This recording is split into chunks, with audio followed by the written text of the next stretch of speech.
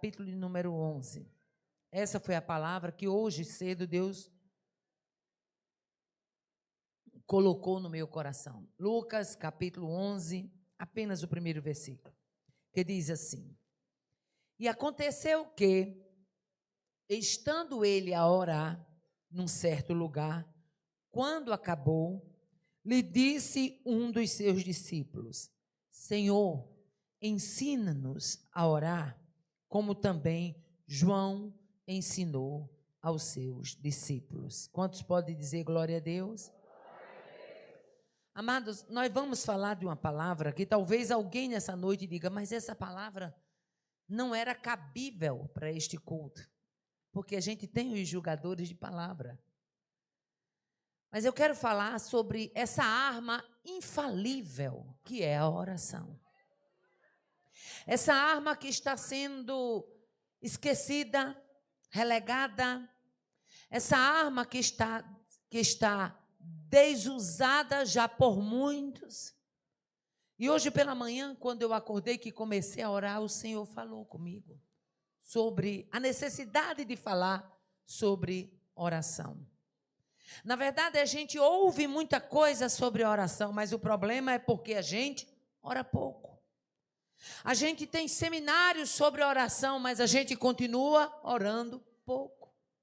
A gente tem estudos sobre oração, mas a gente continua orando pouco. A gente tem cultos de oração, mas a gente continua orando pouco. A gente tem ciclos de oração, a gente tem campanha de oração, mas a gente continua orando pouco. Porque a oração é um tema que ela tem que sair da teoria e ela tem que vir para a vida prática. Ninguém ora aprendendo sobre a oração, a gente ora se ajoelhando e começando a orar. Aleluia. E essa arma é infalível. E hoje, quando eu estava orando, Deus disse assim, olha, Deus abriu assim um leque. Eu disse, Deus, eu nunca tinha pensado sobre oração como uma arma, no sentido de ver um campo. E o Senhor falava ao meu coração e dizia assim, imagine um campo de batalha, onde todo soldado sabe que ele tem que ter a sua arma para se defender do inimigo. Onde ele sabe que há uma trincheira e que essa trincheira tem soldados opositores e que se ele vacilar e perder a arma, ele perdeu a chance de defesa. Agora imagine esse soldado que ele não está só. Em toda a guerra, o soldado vai para lá e ele está com um grupo de guerrilheiros, um grupo de soldados. Porém, a nossa guerra ela é tão mais acirrada, mais aguerrida, que nós estamos num campo de batalha e não estamos só. A responsabilidade é tão grande que nós estamos nesse campo de batalha com a nossa família. Nós estamos com a nossa mulher, para os homens estão com as suas esposas, seus filhos, seus parentes e seus familiares. Agora imagine o que é você estar num campo de batalha, onde está você e toda a sua família e você tem uma arma e você perde essa arma. Como você vai resguardar a sua casa? Como você vai evitar a morte da sua família? Como você vai defendê-la do inimigo, do adversário, do opositor? E é exatamente essa ideia que a gente tem que ter. É que nós não vivemos uma Alice no País das Maravilhas, a gente vive em um campo de batalha, aonde há um inimigo sagaz, perverso, terrível, e que a gente tem que estar munido dessa arma. E não há outro recurso, nessa batalha não há outra arma que possa substituir essa chamada oração. Nessa batalha não há outro escape, não tem como haver uma outra saída. Só essa arma chamada oração nos garante vitória. O que é que estamos fazendo dos nossos cultos de oração? O que é que estamos fazendo das nossas vigílias? E deixa eu abrir aqui um parêntese. Eu cresci na fé, pastor Reinério, dentro de vigília. Quando eu aceitei Jesus, Jesus já tinha um negócio comigo, Jesus me rebolou logo dentro das vigílias. Eu me lembro que eu ia naquela redondeza ali, Pataxó, Piató, Ipanguaçu, aquelas cidadezinhas que na época muitas delas eram distritos apenas de Açu. Nós ia para ali tudo. Participar a noite toda de vigília. E deixe-me fazer uma ressalva. As vigílias de antigamente eram vigília. Não era cantarola, não. Não era o povo indo para a igreja pensando numa garrafa de café no amanhecer do dia, não. Era o povo indo para a vigília sabendo que antes que o dia amanhecesse, Jesus ia estar na casa, Jesus ia falar com o povo, Jesus ia batizar, Jesus ia curar, Jesus ia renovar, Jesus ia resgatar, as vidas iam ser libertas e alguma coisa ia acontecer. E eu cresci dentro de vigília. A minha fé foi forjada dentro de trabalho de oração. E o que me chama a atenção, irmãos, é porque eu me lembro que uma certa feita, eu comecei a ir para as vigílias e engravidei, e quando já estava bem pesada, com 8 meses, Joatan tinha um Fiatzinho 147, era 147, não era amor, o Fiatzinho, e eu ia bater nas vigílias, tudo, e os irmãos começaram a ficar preocupados, e chegaram para ele e disseram: irmão, deixa essa mulher em casa, porque essa mulher, estou vendo a hora ela um dia entrar em trabalho de parto dentro de uma vigília, e Joatan disse: irmão, ela quer vir, ela não perde não, ela gosta de estar aqui. E ele veio: minha filha, você não quer ficar em casa? Eu digo: se a menina tiver que nascer, nasce dentro da vigília, mas eu não saio da vigília. Aleluia. Mas o que é que nós precisamos entender? Que esta arma infalível, chamada oração, ela pode possibilitar. Aleluia. Primeira coisa que a gente tem que ter em mente é que esta arma infalível, ela nos preserva em meio à tentação. Por que é que tem tanto crente fazendo besteira, caindo na esparrela? Por que é? É porque está faltando o manuseio da arma chamada oração. Se você for para o Salmo 141, versículo 8 a 10, o salmista diz assim: mas os meus olhos te contemplam, ó Deus, porque, Senhor, em ti confio. Não desampares a minha alma, guarda-me dos laços que armaram, dos laços corrediços dos que praticam iniquidade. Caiam os ímpios nas suas próprias redes, até que eu tenha escapado inteiramente. A oração, ela é uma arma infalível, porque em primeira mão ela nos preserva, ela nos livra em meio à tentação. Não é porque eu oro que eu vou deixar de ser tentado. Eu sou humano, sou carnal, sou pecador, e Satanás nunca vai deixar de ser Satanás. Ele continua tentando, tentou até Jesus, o Filho de Deus, quanto mais eu e você. Mas uma coisa é certa, é quando a gente está munido com a vida, com esta arma infalível, a oração, o laço se quebra, a gente escapa, a gente sai do outro lado dizendo que o Senhor é o nosso Deus e que Ele nos preservou dos laços corrediços da morte. O salmista, ele tinha tanta certeza disso que no Salmo 147 ele diz: o laço quebrou-se e nós escapamos. Você não tem ideia de quantas vezes Satanás preparou a artimanha, a armadilha, o açaplã, certo que o seu pé ficaria preso. Mas hoje está você aqui, dizendo que o Senhor permanece fiel, permanece dominando a sua vida e guardando os seus pés. Então, em primeiro lugar, a oração é uma arma infalível porque ela nos preserva em meio à tentação. Não tem como ser preservado na tentação se não for orando. Já imaginou? Quantas vezes o inimigo preparou, arquitetou botou, fez, enfeitou. Porque ninguém pense que Satanás vai chegar com um garfo de tridente, com um chifre rabudo, não. Ele vem com um sapatinho de lã, com arrumação, com uma proposta aos seus olhos tentadora, aos seus olhos vantajosa, para pegar você. Mas esta arma, chamada oração, aleluia, te aproxima de Deus de uma forma tão gloriosa, que o Espírito Santo se revela. O Espírito Santo começa a te dar o itinerário, começa a te livrar. Oração é uma arma tão poderosa que a Bíblia diz que o rei da Síria ficou encabulado, porque ele preparava armadilha para Israel em tal e em tal lugar. E a Bíblia diz que quando ele preparava as armadilhas, Israel escapou. E para deixar claro, a Bíblia diz, escapou não foi nenhuma nem duas vezes, ou seja, mais de duas vezes, várias vezes, ao ponto do rei ficar tão irado, chamou os seus súditos e disse, quem de nós é pelo rei de Israel, que está cabuetando, contando lá? Alguém salta e diz, nenhum de nós não, é porque, ó rei, lá há um homem chamado Eliseu, e tudo que tu pensa na tua câmara de dormir é revelado.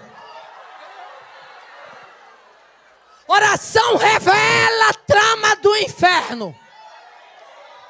Oração revela a artimanha de Satanás.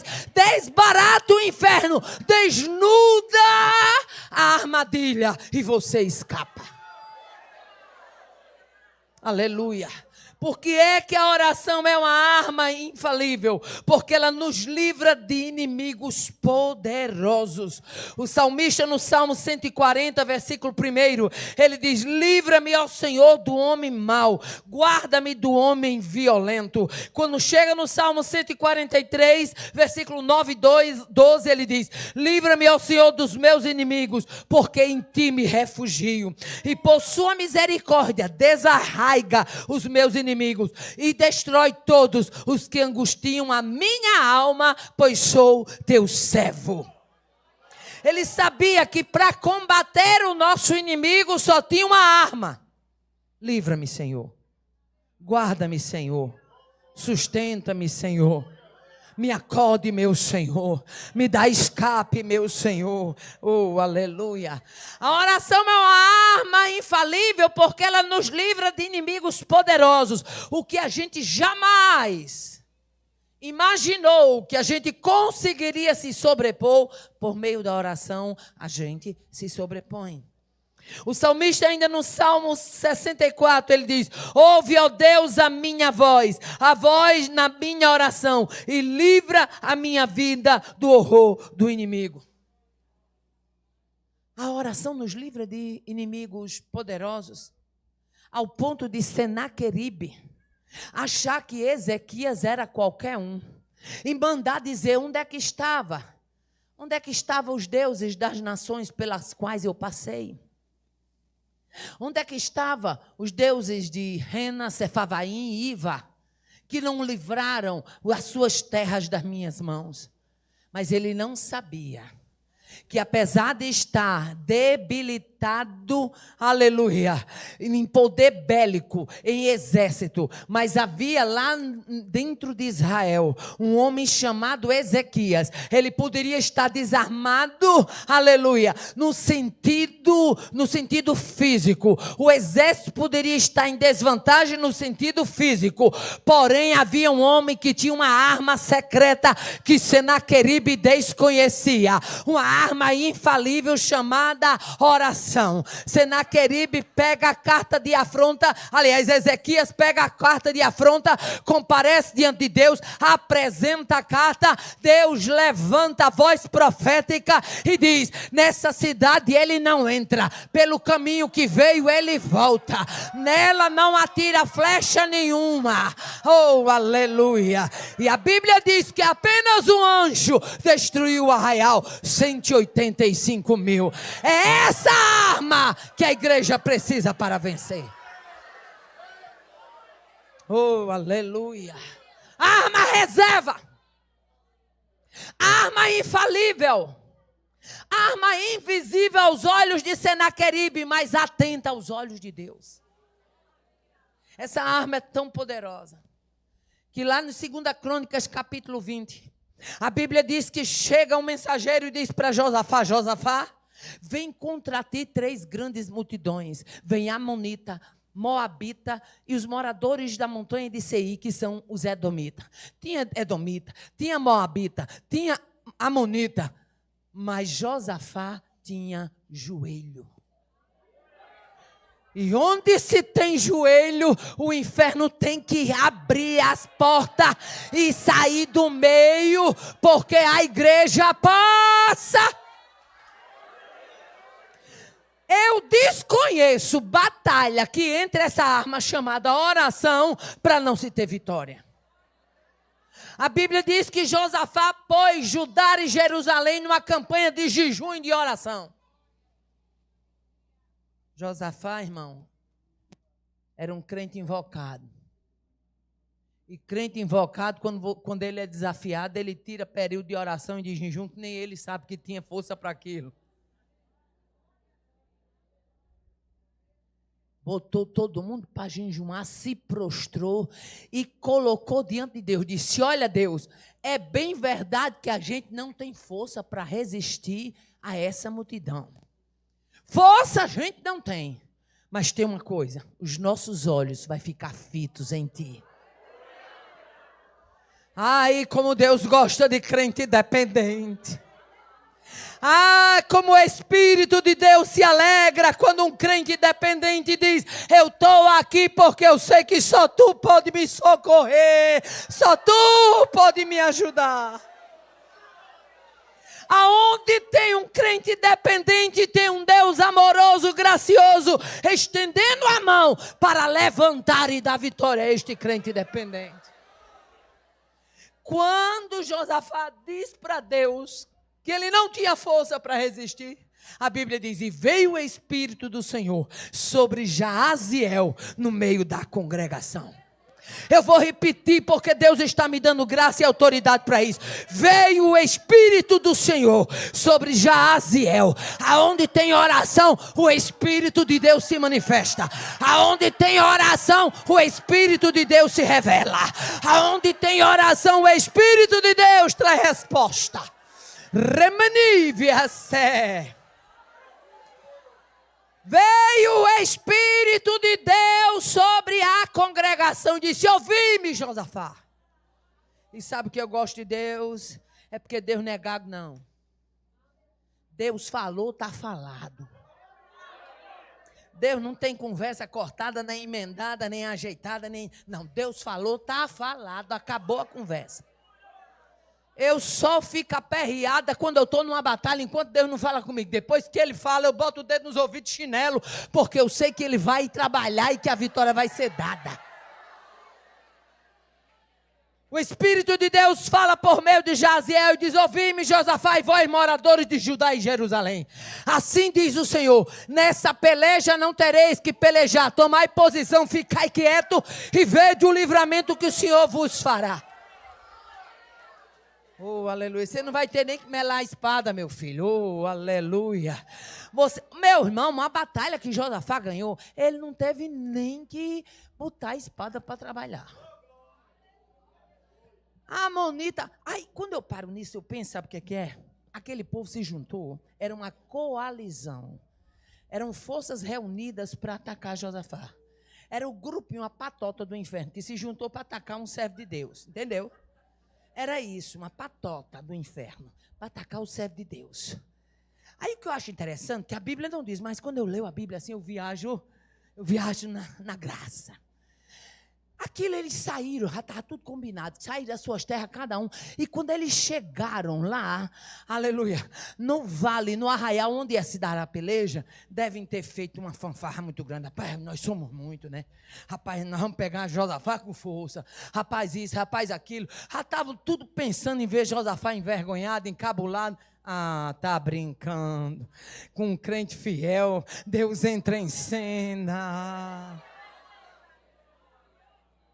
Aquele povo se conhecia, aquele povo era amigo, aquele povo era a patota do inferno, aquele povo era a turminha do capeta. Mas quando a palavra veio revelada por Jaziel, nessa peleja não tereis que pelejar, sabe o que foi que aconteceu? A Amonita olhou para a Edomita, para o amigo que era amigo de batalha, e estranhou, pegou a espada, mata a Edomita. Edomita estranha a Moabita, pega a espada e mata. E a Bíblia diz que eles mesmos se mataram. Oh, aleluia. Tem peleja que Deus não deixa você pelejar. É só na oração. A resposta é só na oração. A guerra é ganha na oração. O poder vem por meio da oração. Ore.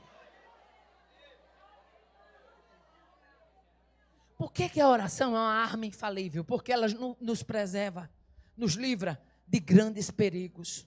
Aleluia. Salmista no Salmo 142, versículo 3, 5, ele diz assim: quando o meu espírito estava angustiado em mim, então conhecestes a minha vereda. No caminho em que eu andava, ocultaram-me um laço. A ti, Senhor, clamei. Eu disse: tu és o meu refúgio e a minha porção na terra dos viventes. Atende o meu clamor, porque estou abatido, e livra-me dos meus perseguidores, porque são mais fortes do que eu.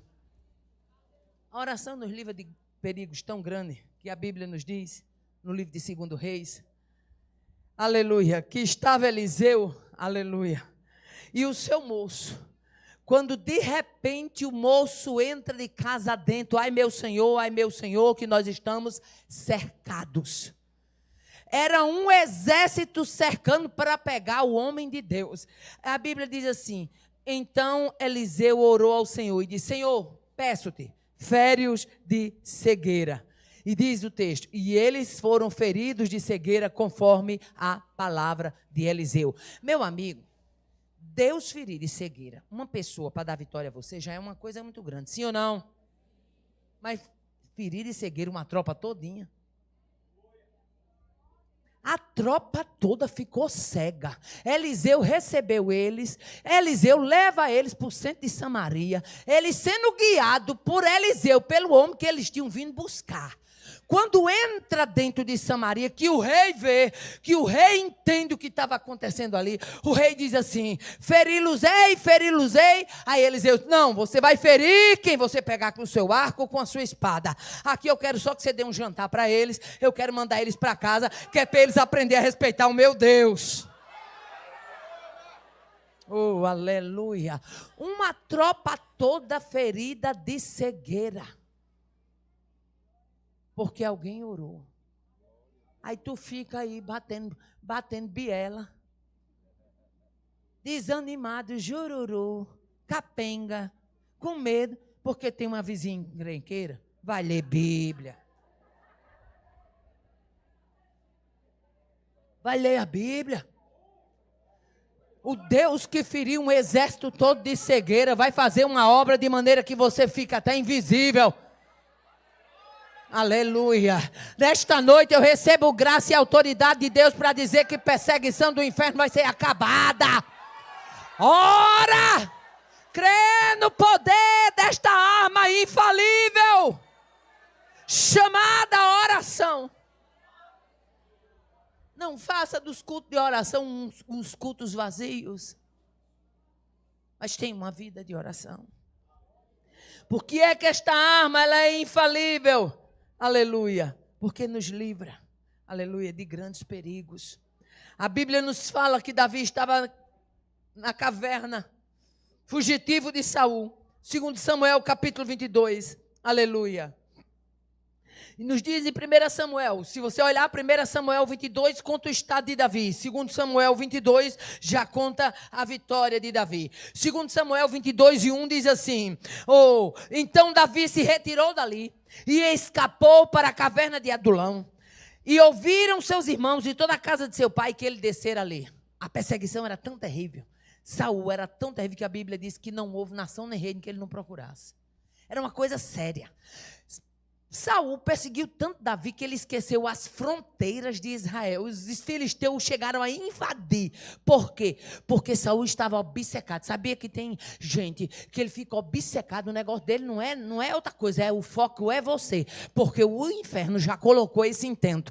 Mas Deus nesta noite manda te dizer que você não tem que estar com medo dessa arrumação, não.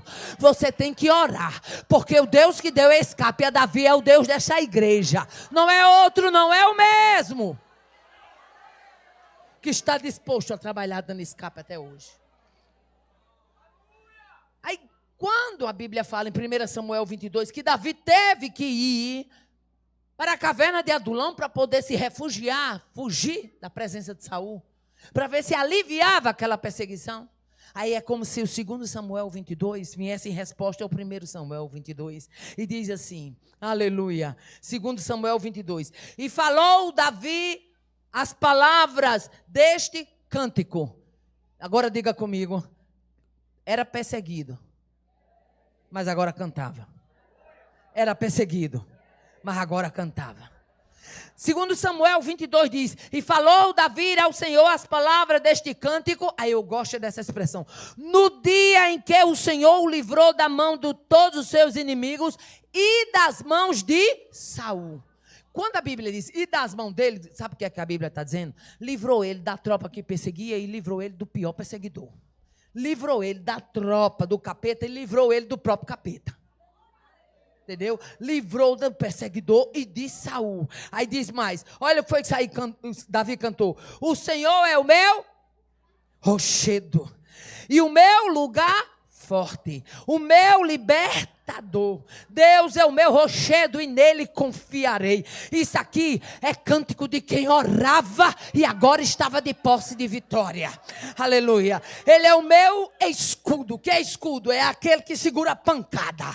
Aleluia. Ele é a força da minha salvação. Ele é o meu alto refúgio. Ele é o meu retiro. É o meu salvador que da violência me salva. Oh, aleluia. Deus é rochedo, lugar forte, libertador, escudo, força, alto retiro e refúgio. Meu filho, não tem ninguém que Deus esconda para Satanás achar. Não existe. Deus deu uma driblada federal em Acabe. E se Acabe fosse vivo, até hoje ele estava procurando Elias. A Bíblia diz que não houve nação nem rei. Deus escondeu de tal forma que quando Elias encontrou Obadia e disse, vai dizer do teu patrão que eu estou na terra. Obadia disse, Deus me guarde, se eu for. Obadia sabia tanto que Elias era um homem de Deus. Se eu for e tu sumir, e ele vir e tu não tiver, a minha vida está complicada. Aleluia. Deus escondeu Elias dentro do domínio, aleluia, dentro do domínio de Acabe. Você não tem que estar com medo, não. Põe a vida em oração e escapa. Põe a vida em oração e triunfa. Agora deixa eu abrir aqui um parênteses. Sabe por que a igreja está orando pouco? Porque a liderança está orando pouco. Hoje, enquanto eu estava orando, o Espírito de Deus me fez lembrar de homens de oração que fizeram parte da minha vida. Eu me lembrei do pastor João Gomes da Silva, que era o nosso pastor em Mossoró. Um homem simples, um homem sem besteira. Era um pastor que quando chegava na casa do povo, ele amava comer melancia, se sentava no chão da sala. Um homem formado, mas muito simples. Mas ele tinha uma vida de oração e ele tinha uma graça. Você não via o cabelo de pastor João Gomes arrumado. Era todo tempo assanhadinho. Mas tinha uma coisa, quando ele pegava o microfone, que ele saudava a igreja, que ele dava a palavra, se ele quisesse uma ajuda da igreja para uma determinada obra, para um determinado fim, e ele desse aqueles 3 fungadinhos que ele tinha costume de dar, e ele rolasse assim um cabelo, a mão na cabeça, meu irmão, podia passar a salva, porque Deus estava dando graça, e a igreja arrecadava o que precisava.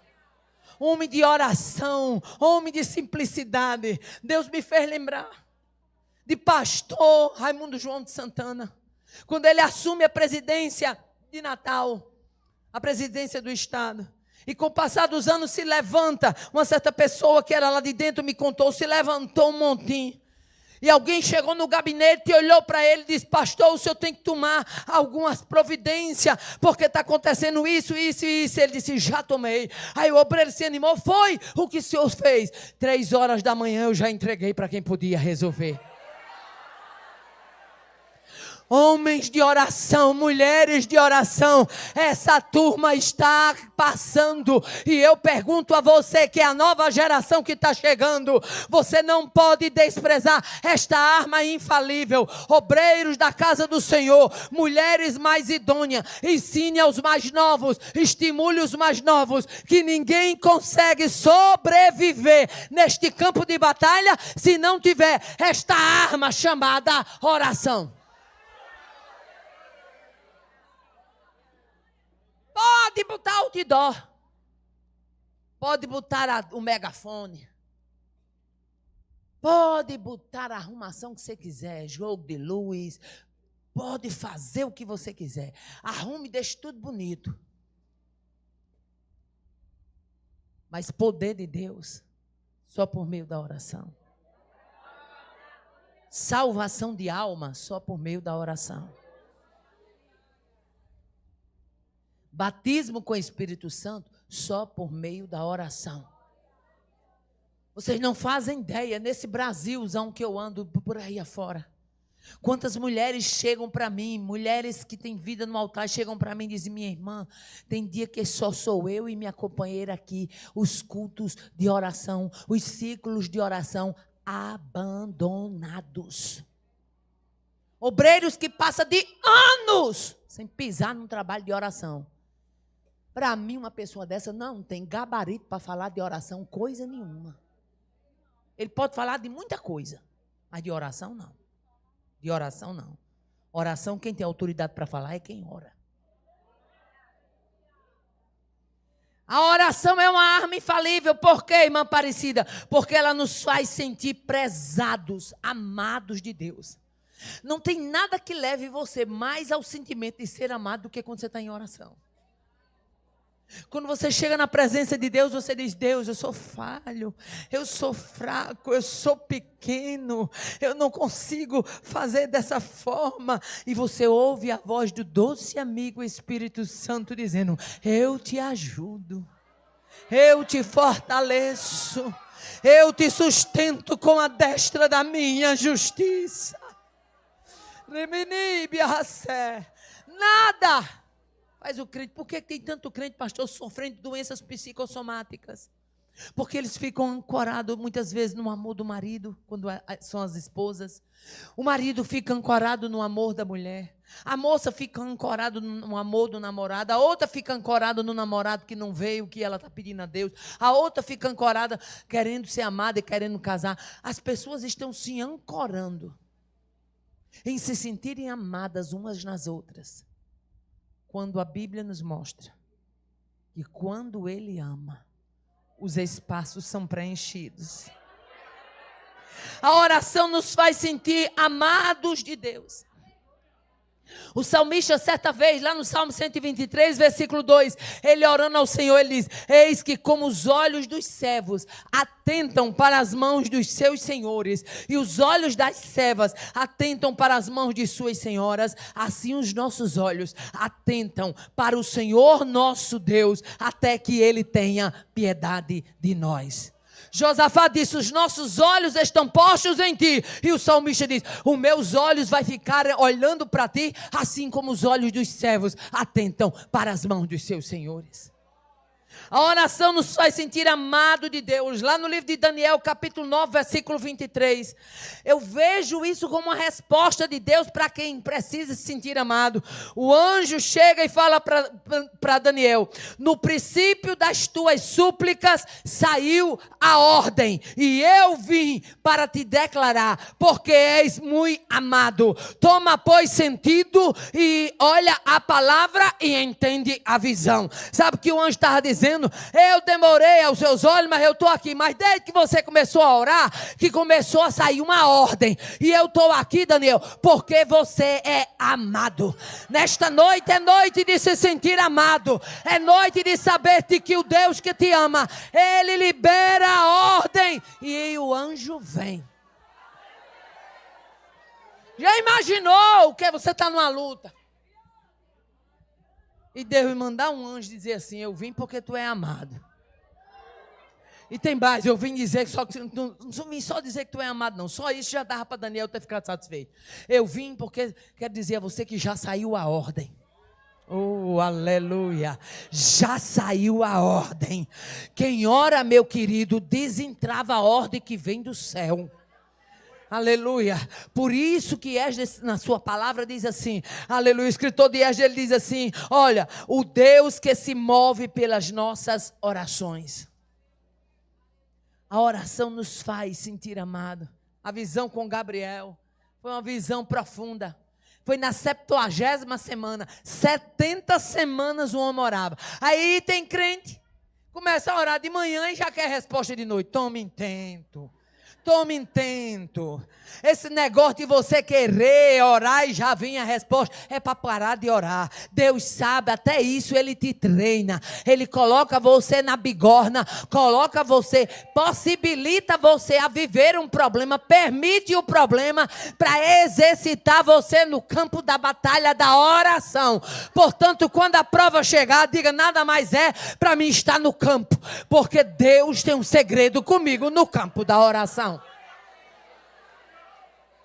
Ora, Deus apertando, o cabo só falta não orar, imagine se não apertasse. Imagine se não apertasse. Aleluia. Por que é que a oração é uma arma infalível? Porque ela nos livra de mentiras e de calúnia. Gente do céu, não tem quem responda melhor do que Deus, não. Eu me lembro de uma certa feita. Gente, quando eu me boto no testemunho, não é porque eu sou santa mais do que vocês, nem sou melhor do que vocês. É porque os meus testemunhos, eu sei que eu vivi. Eu não conto testemunho do outro, eu conto aquilo que eu vivi. E eu me lembro que tinha uma irmã lá na minha cidade, coordenadora de setor, que eu notava que aquela mulher não gostava de mim. Gratuitamente ela não gostava. E tudo que partia da congregação que eu trabalhava, que precisava do aval dela, da ajuda dela, era um impedimento. E aí eu comecei a orar. Aí teve um dia que a carne é carne. Um dia eu disse, rapaz, eu vou pegar aquela irmã, vou chamar ela bem aqui. E vou dizer assim, irmã, que marmota é essa? Que tudo que eu vou fazer, a senhora vem de irmãs. A senhora apoia os projetos de todo mundo. Quando chega na nossa congregação, toda vida a senhora é uma entrada. Aí fui para o ciclo de oração. E crente que ora, irmão, nem para tomar posição de fazer errado não pode. Estou lá no ciclo de oração, quando de repente Deus usa um irmãozinho na banquinha do ciclo de oração. Nesse tempo eu não dirigia ciclo de oração, não. Já faz muito tempo isso. Aí Deus usa aquele servo de Deus e diz, você que estava pensando em enfrentar com as suas palavras, Deus te diz, te cala, porque no teu silêncio eu trabalho e dou resposta. Eu disse, mas Jesus, eu não presto nem para ser atrevida. Oh, meu Pai. Fiquei calado e aguentando. E aquela arrumação, e eu aguentando. E eu orando. Jesus, eu estou calada. Tu sabe que eu sou sanguínea. Coragem de falar eu tenho. Mas me segura. Não deixe eu me atrapalhar as coisas, não. Tenha misericórdia de mim, Jesus. E quando foi um dia, eu orando. Quando foi um dia, eu fui assistir um culto na igreja sede. Era a igreja da irmã. Eu me congregava numa congregação. E de repente aquela irmã fez sinal para mim e me chamou para a lateral da igreja. Quando me chamou para a lateral da igreja, disse, irmã Aparecida, Pai do Senhor. Eu disse, Pai do Senhor. Ela disse, eu chamei você aqui porque eu tenho algo para tratar. Eu digo, pois não, minha irmã. Ela caiu logo no choro. Disse, eu quero dizer para a senhora que tudo que eu pude fazer para trabalhar a senhora, eu fiz. Porque me contaram isso, mas eu estou aqui. Olha, irmão, ninguém te defende melhor do que Deus. Não vá gastar munição com o inferno, não. Deixe que o Senhor te livra. Ele trabalha. Ele vai responder essa causa bem aí, como vocês dizem aqui no Piauí. Vai responder. Aleluia. E eu ouvi aquilo, a minha alma se alegrou. E ela disse, eu quero dizer para a irmã que a irmã, a partir de hoje, veja em mim uma amiga. E eu estou disposta a ajudar a irmã. Porque eu disse, irmã, eu vinha percebendo isso. Ela disse, a irmã percebia e nunca pensou em falar comigo. Eu digo, irmã, eu pensei, não foi só em falar, não. Mas eu sou bem sincera, eu não vim porque Jesus não deixou. Jesus me prometeu isso que está acontecendo aqui. Ele disse que eu ficasse quieto, que Ele ia trazer a resposta. Ei, nesta noite Deus me dá força e autoridade e graça revelada para dizer que Ele vai desbaratar a mentira e vai te dar vitória. Aguarde, se cale e ore. Ramani Bianavese Debaixo. Irmã Aparecida, mas estão falando isso. Está escrito Salmo 101, verso 5. Aquele que difama o seu próximo às escondidas, eu destruirei. Deixa Deus trabalhar, minha filha. Está difamando você. A palavra diz que tem uma destruição para ele. Acabou. Morreu a história. Aleluia. Por que a oração é uma arma infalível? Porque ela nos proporciona contínua paz. O salmista no Salmo 4, verso 8, ele diz, em paz também me deitarei e dormirei, porque só tu, Senhor, me fazes habitar em segurança. Aleluia. Isaías no capítulo 26, verso 2, ele diz, Senhor, tu nos darás a paz, porque tu és o que fizeste em nós todas essas obras. Aleluia. Nada traz mais paz ao coração do crente do que a oração. Você pode estar com angústia tamanho de um trem, mas quando você dobra o joelho e se rende, tem hora que a gente está tão angustiado que não tem nem palavra, né? E a gente não sabe nem como orar. Se não souber, fica ali, chora e gema. Mas o Espírito vai se encarregar de traduzir. Mas não arrede o pé, fique lá nos pés de Jesus. E o Espírito que traduz com gemidos inexprimíveis, Ele vai revelar o segredo. Aleluia. Por que a oração é uma arma infalível? Porque ela nos estimula a fidelidade e a verdade. Quando você vê um crente cheio de mentira, de tramóia, de coisa, pode ter certeza que não é uma vida de oração. Aleluia. Salmista no Salmo 101, versículos 6 e 7, o Senhor diz assim, os meus olhos procurarão os fiéis da terra, para que estejam comigo. O que anda num caminho reto, esse me servirá. E o que usa de engano não ficará dentro da minha casa. O que profere mentira não estará firme perante os meus olhos. Porque está escrito, irmão, que passa de sim, sim, não, não, é de procedência maligna. Aleluia. A oração nos estimula a fidelidade e a verdade. Quantas vezes a gente está querendo até contar uma historinha assim, o Espírito de Deus, não é para você. Escute a voz de Deus. Escute a voz de Deus. Por que a oração é uma arma infalível? Porque ela nos ajuda na hora da angústia. Não tem divã melhor, não tem psicólogo melhor. Isso não é em detrimento dos profissionais da área, não. Se você está fazendo um tratamento, continue fazendo. Mas quando você derrama a sua alma perante o Senhor, o salmista no Salmo 4, verso 1, ele diz, ouve-me quando eu clamo, ó Deus da minha justiça. Na minha angústia me deste largueza. Tem misericórdia de mim e ouve a minha oração.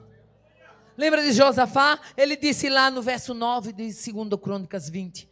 Clamaremos a ti na nossa angústia e tu nos ouvirás e livrarás. Ouviu ou não ouviu? Livrou ou não livrou? Está escrito. Aleluia. O salmista ainda no Salmo 120, verso 1, ele diz assim, na minha angústia clamei ao Senhor e Ele me ouviu. E o próprio Deus no Salmo 50 ele diz, invoca-me no dia da angústia, eu te livrarei e tu me glorificarás. Está angustiado, invoque. Está triste? Clame, aleluia. Está cabisbaixo? Continue orando, porque o Deus do livramento vai entrar em cena e vai tirar você desse cenário. Oh, aleluia. Por que que a oração é uma arma infalível? Porque ela nos conforta em extrema tristeza. Você pode estar triste como for. Às vezes você fala com uma pessoa de sua confiança que ele não alivia. Às vezes você fala com um parente e não alivia. Às vezes você fala com um pastor, mas não alivia. O coração continua revolto, inquieto. Mas quando você fala com Jesus,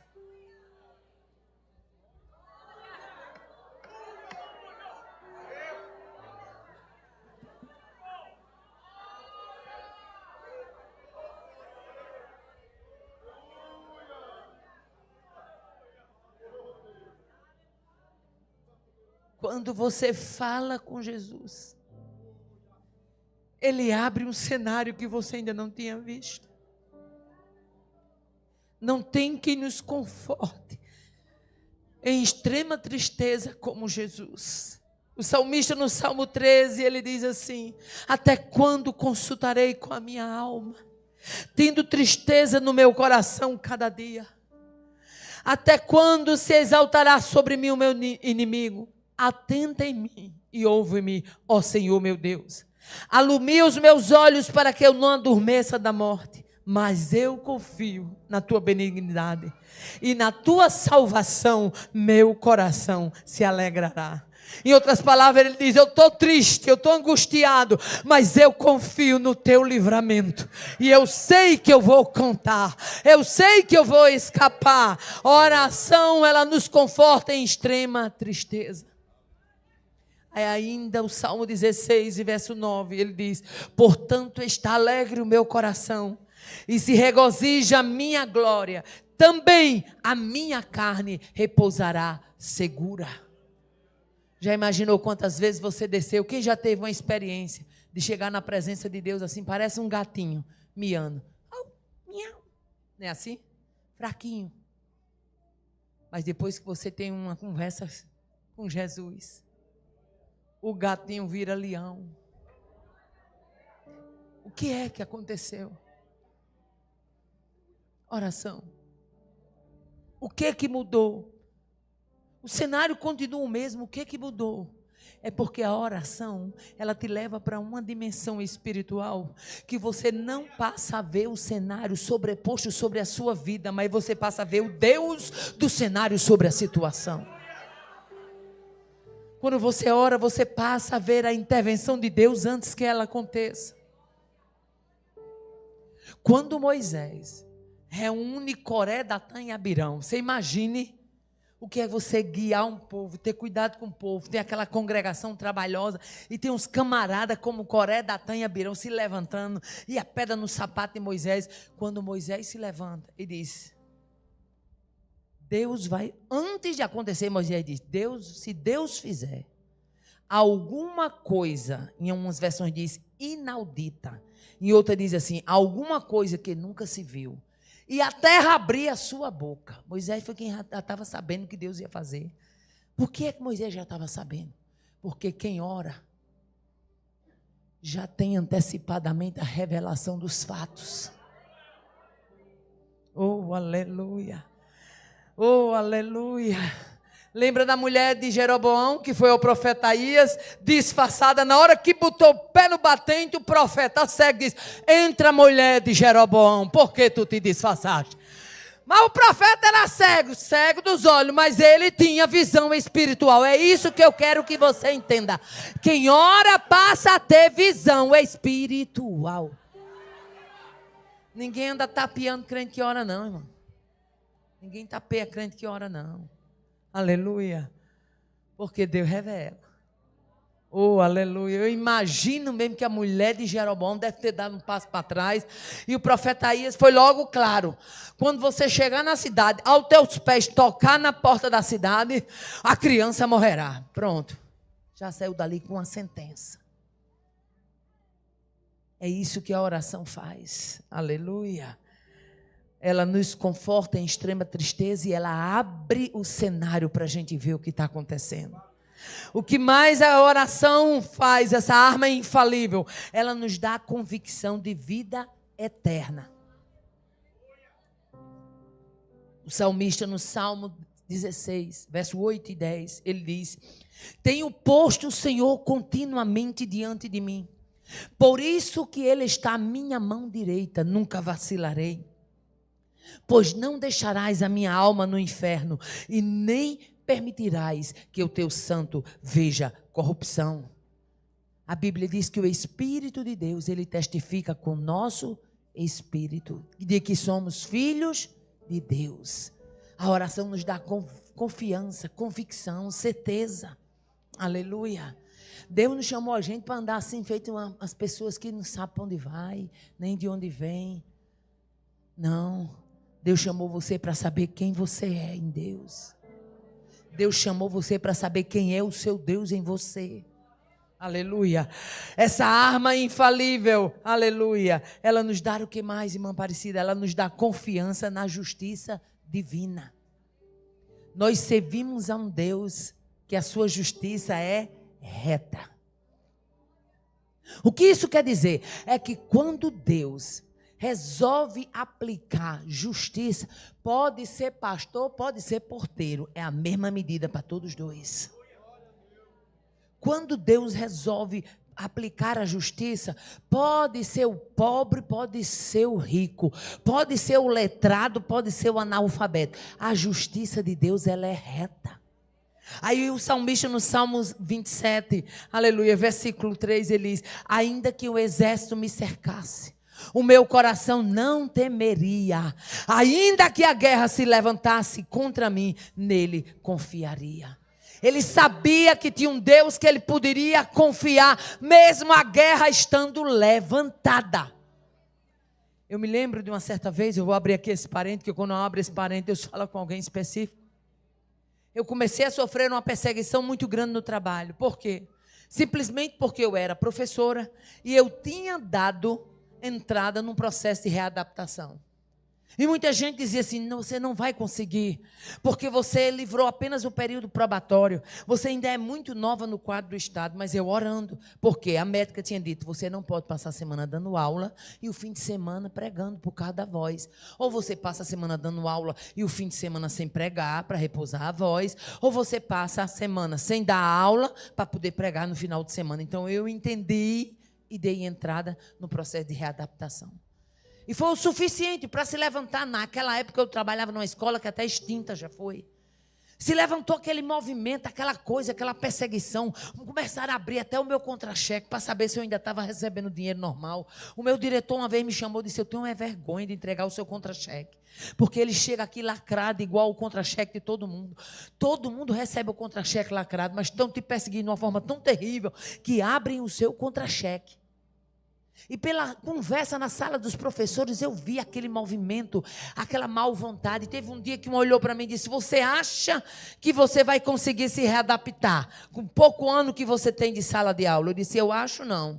Eu acho é para quem não tem fé, eu tenho certeza.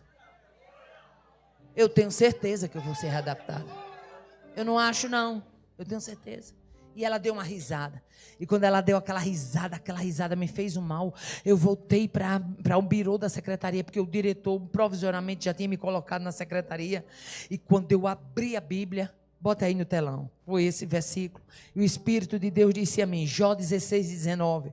O Espírito de Deus disse a mim: eu vou te dar vitória. E no dia que eu te der vitória, manda fazer um quadro e coloca aqui atrás do teu birô, porque esse birô vai ser teu birô e esse quadro vai estar atrás de tu. Jó 16, 19, se puder botar aí no telão. Aleluia. Vamos lá?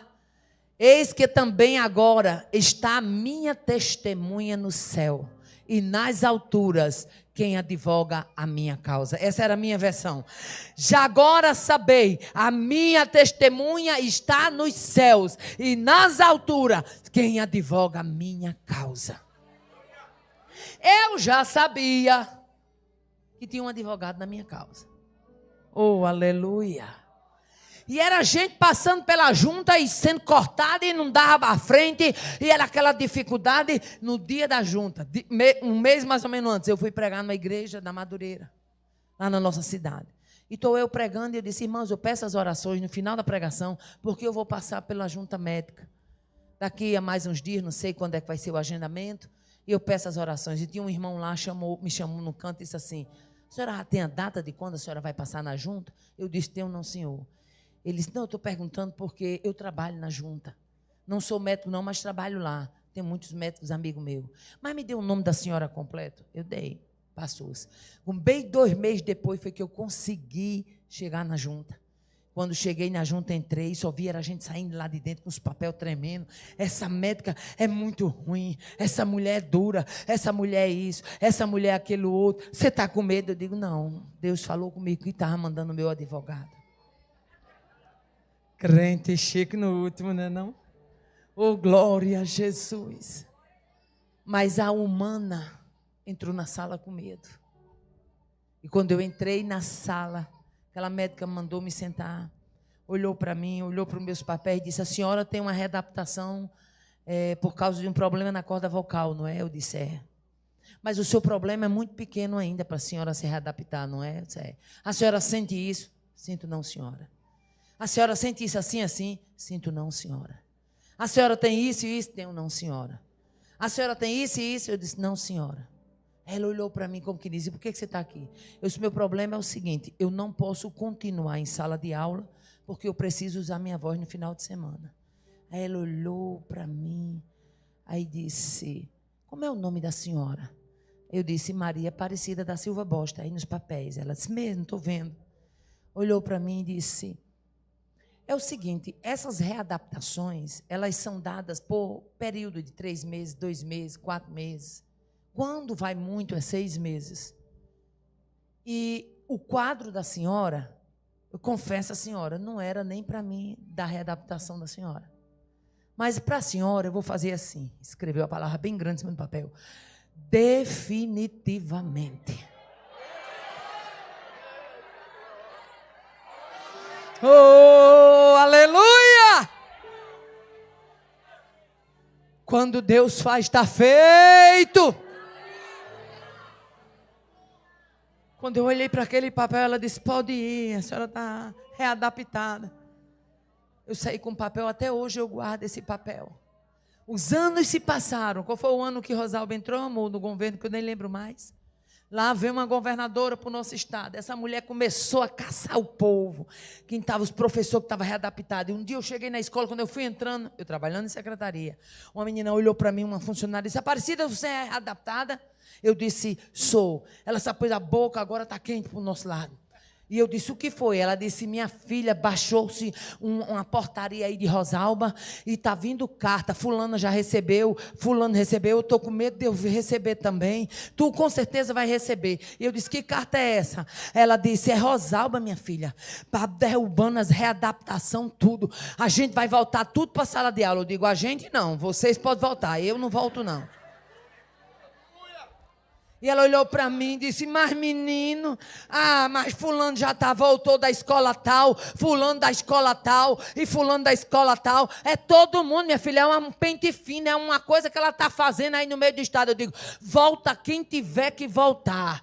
Mas Rosalba, nem governo nenhum, derruba a minha readaptação. Ela disse, por quê? Eu digo, porque não foi feito por homem não, minha filha. Quem fez negócio comigo foi Deus, foi Deus, foi Deus, foi Deus, foi Deus. Oh, aleluia. Clama-me no dia da angústia, eu te livrarei e tu me glorificarás. Oh, aleluia. Veio carta para todo mundo, teve gente voltando para a sala de aula. Até hoje, não chega mais carta, estou aposentada. É esse o Deus que você serve. Olha para quem está do seu lado e diz, não larga esta arma é infalível. Eu quero ver você no culto de oração. Diga para esse irmão, eu quero ver você nos trabalhos de oração. Não perca o trabalho de oração, é uma oportunidade de manusear a arma. Fica de pé que eu quero orar com você agora. Deus quer trazer renovo no campo do Disseu. Mas para que isso aconteça, Deus quer você manuseando a arma da oração. E nós vamos orar agora. E a gente vai dizer para Deus: Deus, eu preciso ter uma vida diferente de oração. E não adianta você cantar de moço, dizer que ora muito não, porque nós não oramos o que precisamos orar. Essa é a verdade. A palavra vai para lá e vem para cá. Aleluia. Mas uma coisa eu sei, que se os nossos cultos de oração começarem a mudar, se nós dermos lugar para que o Espírito Santo acenda a centelha de súplica e de intercessão, nós veremos almas rendidas, voltaremos a ver batismos com o Espírito Santo, veremos coisas que ainda não vimos, porque o Deus desta arma infalível, Ele quer habilitar o seu povo. Maravilhoso Deus, Pai de bondade, nós te louvamos e te agradecemos nesta noite, porque tu és bom e a tua bondade e misericórdia dura para sempre. Te louvamos porque tu és fiel. Te louvamos porque tu és o Senhor da casa. Te louvamos porque tu és o Senhor do campo. Te louvamos porque tu és o Senhor do teu povo. Te louvamos porque tu és aquele que nos acorda do sono da indolência. Te louvamos porque tu és aquele, Senhor amado, que nos dá para entender a dimensão da grandeza do que tu queres conosco. Coloque em nosso coração o desejo de orar mais, o desejo de buscar mais, o desejo de jejuar mais, o desejo de manusear, de usar esta arma infalível chamada oração. Ah, Senhor amado, nós queremos ver vidas resgatadas, nós queremos ver batismos com o Espírito Santo, nós queremos ver súplica, choro e quebrantamento, e para que isso ocorra, nós não podemos perder esta arma infalível. O campo está minado, a situação está feia, mas tu és o Senhor da nossa história, tu és o Deus da igreja, tu és o Deus que acende a centelha da oração do coração do teu povo. Desperta os que dormem, levanta os caídos, fortalece os fracos, anima os desanimados, tira do impedimento dos que estão enganados, acende a chama do discernimento e da intercessão.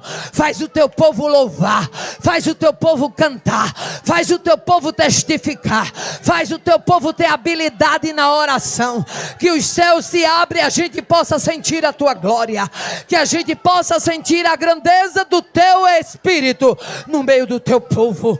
Levanta, Senhor amado, uma liderança cada vez mais forte em oração, mais compromissada em oração, e que o povo possa ver o manusear desta arma na sua vida diária. Que o teu nome seja glorificado e que a tua igreja marche, Senhor, de posse e de vitória, assim como os discípulos pediram a Jesus. Nós te pedimos nesta noite, ensina-nos, Senhor, a orar, ensina-nos, Senhor, a orar, ensina-nos, Senhor, a orar, ensina-nos, Senhor, a despertar uma vida de oração. Em nome de Jesus, nós já te agradecemos.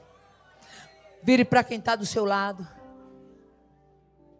olhe para ele com esse olho de profeta, diga: você não vai ficar só no aprendizado não, exercite. Não vai ficar só na conversa não, exercite. Não vai ficar só numa noite de estudo não, exercite. Joelhos no chão é certeza de uma igreja de pé. Alguém nesta noite que quer entregar a sua vida para Jesus, vem à frente. A oportunidade está aberta. Um homem, uma mulher, uma moça, venha, minha filha, em nome de Jesus. A primeira vida está vindo para Jesus. Onde é que está a segunda pessoa? Levanta a sua mão, vem à frente. A segunda pessoa que quer entregar a sua vida para Jesus, vem à frente e não perca tempo. Oh, aleluia. É uma oportunidade de ouro. Oh, aleluia. A igreja louva a Deus. É uma vida voltando para Jesus, é isso? É? Aleluia. Há mais alguém aqui que um desviado que queira voltar? Alguém que está distante, que queira vir para a casa do Senhor. Alguém que ainda não é crente, venha, minha filha, à frente, em nome de Jesus. Venha, a oportunidade continua aberta. Não é possível que depois de uma palavra sobre oração, você não tenha desejo de conhecer este Deus que responde. Eu tinha vontade era de passar uma noite de vigília para a gente falar de oração. Ficou muita coisa sem a gente poder abordar. Uma noite todinha a gente orando e aprendendo sobre a oração. Que Deus em Cristo nos abençoe. Que Deus em Cristo vos faça multiplicar. Pastor Reinério, ontem o senhor não estava aqui. Na hora em que eu levantei as irmãs para fazer um clamor. Bota gasolina no carro. Palmilhe a terra. Peça o terreno de uma sede para o Disseu. Peça coisa boa, larga e espaçosa. Com espaço para estacionamento. Não vai pegar rebarba e nem vai pegar coisa pequena. Deus quer quadruplicar o nome de mulheres que participaram desse congresso. Aí talvez no coração surja a pergunta: e as finanças? E já viu quem ora não ter tesouros disponíveis? Que Deus nos abençoe.